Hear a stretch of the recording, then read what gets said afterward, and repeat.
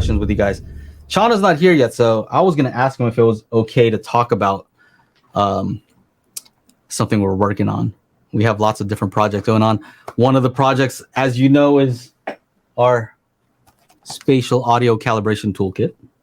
And a lot of people have found use in this, and that makes me very happy. You know, we get a lot of emails and messages and reviews saying, man, this thing really improved my system by a lot. So I'm happy to see that. You know, it's really whatever you put into it is what you get out. You know, so if you put this in, it's not going to automatically make your system better. You still have to put in some work and calibrate your system. Now, one of the issues that we've come across is, for me, I don't like physical media so much. I prefer to, you know, stream stuff. But this is in true HD. So we have a digital version that you can get, and it's in lossless quality because a lot of people want to use the toolkit for calibration, meaning we can't have any compression. You know, if you're running sweeps or pink noise, the signal in has to be perfect. But we're seeing that some people are like, $100 is a little bit much. I don't want to spend that much.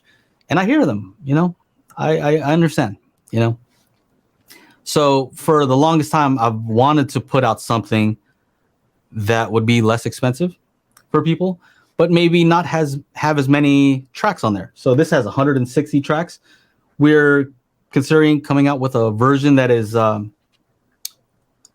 you know, maybe a slimmed down version. You know, I think the one we're looking at, maybe 46 tracks, or it just has some basic tests, but it's not going to have any of the advanced stuff for people who want to like do some advanced calibration, the sweeps and the pink noise, which I find very useful. But you know, you gotta make sure that it's fair to everybody who purchased the original disc. The other thing being that one would be, we want to make one that's a lossy version. Reason being that works on pretty much any streaming device.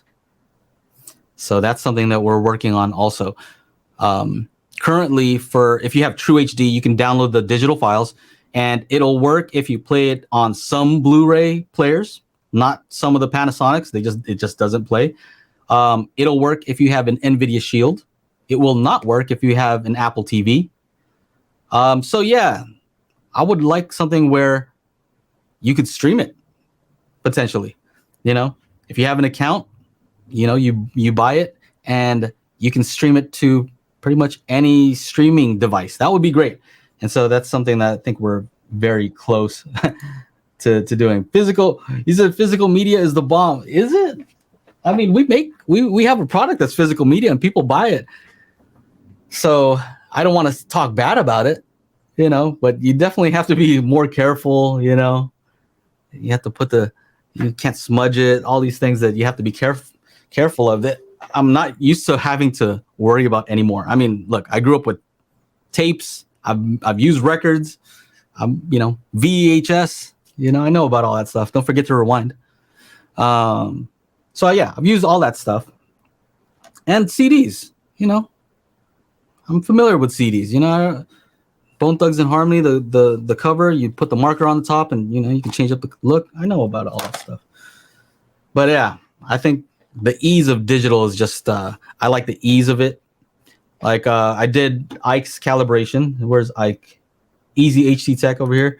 I did his calibration on his system, and he has an Oppo, and I was just kind of surprised that switching from one track to the other, I'm like, man, that takes a while for it to switch over.